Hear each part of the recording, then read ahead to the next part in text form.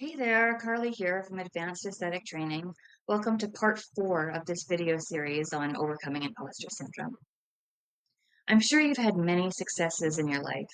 Imposter syndrome is a byproduct of success, after all. And you know something? Those successes weren't because you were lucky, they were because you were good.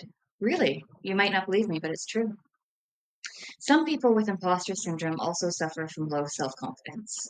It's not hard to see why. After all, if you think everything you've gotten so far is by luck, you're likely to doubt your real abilities. There are many ways that you can boost your self-confidence, and I want to talk about a couple of them today.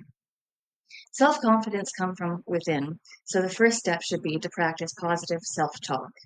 Everybody talks to themselves. It doesn't mean you're some kind of nut job. Your mind is always carrying on internal conversations of thought. Instead of saying, I can't do this, tell yourself, this is going to be a challenge. Let's see how it goes. When you manage to pull it off, reassure yourself by saying, yes, I got that right. That was easier than I thought it was going to be.